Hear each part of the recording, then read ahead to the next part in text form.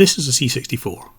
If you're familiar with the inside of an original machine, you can probably tell this isn't an original board, but it is based on the same schematic, and the important parts are all original. There's an original VIC chip, SID chip, PLA, CPU's up here. These are all the original ROM chips, and here we have original CIA chips. Also, all the glue logic and RAM are present and correct. You can see we have a standard keyboard connected, and then moving to the back we have the standard user port, the cassette port, to which I've got a cassette emulator attached. We have a serial port, and then we have the AV port, and there's a few changes to this, but I'll come back to that later. So moving to the other side, here we have the standard joystick ports, and you see there's a joystick plugged in, and we have a standard power connector and expansion port. Now you can see that there's a lot of discrete components being replaced with surface mount here in the power section, and in fact all over the board, but they're functionally the same as an original machine. In this section I've added a modern video amplifier IC which replaces the original discrete transistor based circuit and outputs only S-video, because that's all I care about and I wanted higher quality. Now you'll probably notice this board here, and that's actually connected to the internal RAM bus by disabling it through these jumpers here, and it goes through these level shifters and into this FPGA. The FPGA handles all the memory reads and writes with timing closely matched to the original machine, and I'm using these jumpers here to hook up a logic analyzer to make sure all these timings are correct. In addition to this FPGA board, we also have this daughter board here. This daughter board has a high-speed USB chip on it and a USB connector which allows a connection back to a host PC. So you might wonder what the point of all this is. When you start up the C64, all you get is a very ordinary boot screen, and the machine will function exactly like a stock C64. And of course, compatibility is one of the main aims. To understand what the system can do, we have to switch to the PC.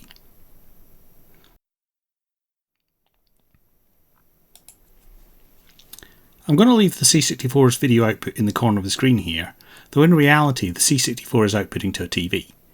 This application is connected to the C64 via that fast USB connection and is reading the C64's memory back in real time. In fact, the transfer speed is many times faster than the C64 itself can access memory, and we can easily get 30 to 40 megabytes per second.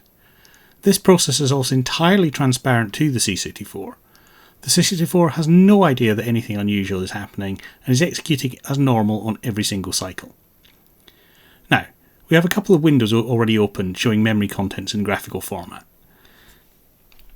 In this one, we have memory viewed as sprites, and this one, memory is viewed as it would be in the VIC bitmap mode. The C64 isn't doing very much right now, but there's still some activity visible by the changing pixels at the top of the image, which represents the lower part of memory. Now, we can open a memory window and see what's actually going on. Just position it here so we can see it. Here's zero page, and sort of here's the stack. Now, we could view the whole of the C64's memory, but for now we're just going to set the start address to 400 hex. That's the normal basic screen, so let me just make this a bit wider. Change this to 40 columns. Let's make it wider again. Now we can see the C64's basic screen appear, and you can even see the blinking cursor. Now, so far we're just viewing memory, but it's important to realise that the communication is bidirectional, and we can also write to the C64's memory, again completely transparently to the C64 itself.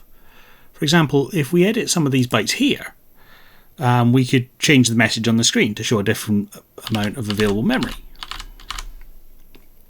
So there you go, we've got well over 64k basic bytes free.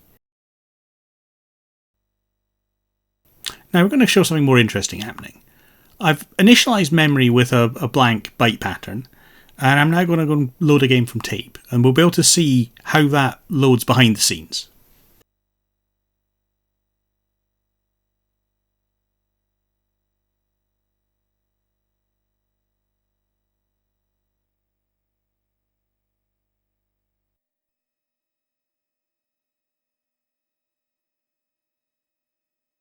although the C64 blanks the screen to load from tape, we can see in the window the data streaming in here. It will soon tell us on the basic screen. There we go. I'm going to be loading sanction. As soon as it finishes showing this prompt, it will go back to loading. Here we go. In a minute it'll load a bit more data in, and this initial data payload is just going to be the fast loader. And there's the initial part of the fast loader. The fast loader will load some stuff into the top of memory here, and this will be probably the music player, because that's the first thing it kicks in while you're loading. It'll play the awesome Rob Hubbard soundtrack. That should kick in just after this data finishes loading in. And there we go. The next thing that will happen is it will probably start loading data in the bottom of memory here, which will be the loading screen. So I think first it's the color map for loading screen.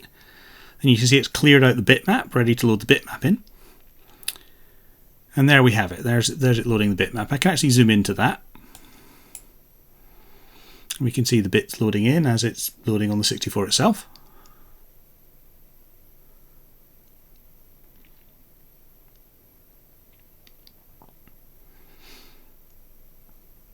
And it's almost finished loading the loading image. I'll zoom back out. And of course, once it's finished loading that part of the memory, so we've got something pretty to look at while it's loading the rest of memory, it's gonna then load in the game data. You can already see it's starting to load stuff that looks like maybe character sets for the levels. I would guess probably this being the graphics bank, it's probably going to load sprites soon. Let me move over to the sprite model. Here we go. Yep, it's loading sprites. So yeah, you can see how this is happening behind the scenes. It's just loading uncompressed data from tape while it plays awesome music ass. Now this is going to take a while, so I'm actually going to reset the machine again and we can see something else happening. As you can see, we can reset from inside the app. Now, loading from tape is quite slow, so we've got direct access to memory, so let's just load a .prg file in directly. I can just drag and drop one in from the file system, so let me just go and find one.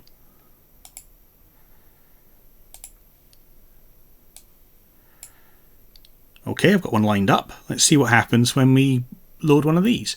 I'm going to drop that to the bitmap window, and we're just going to drop a PRG file straight into here. And then you can see it immediately filled memory with the contents of the PRG file, and the PRG file is now decompressing itself. You can see it's a possible mission. There we go. It's loaded. Loading its graphics. And let's just let it play out the sampled speech, and then we're into the game. And you can see various parts of the graphics and memory here. We've got the normal sort of level screen graphics. Down here we've got the graphics for the end screen. If you've ever completed Impossible Mission, you'll recognise that. And again, we can go and look at the sprites.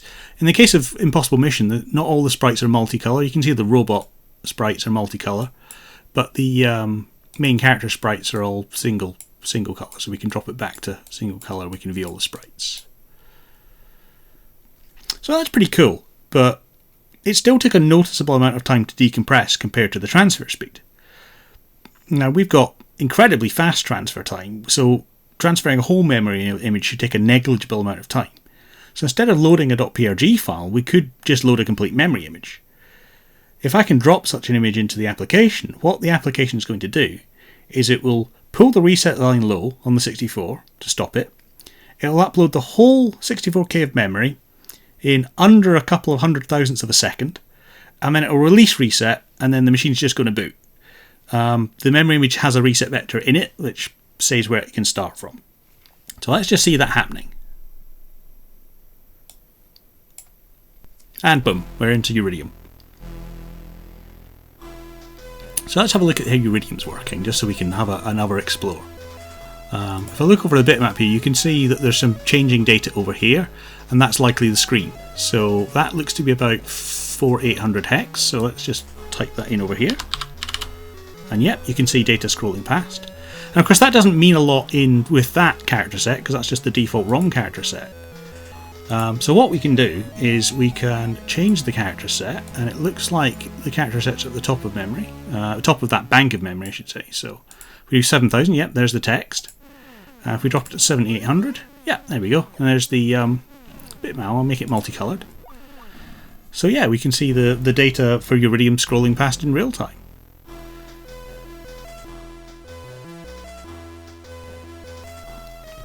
I'll let the title screen play. Yeah, there we go. So we can see that. Everything completely in real time. So I've only really scratched the surface of what I can do with this, but I'll post more details in a later update, perhaps on my blog. So for now, thanks for watching.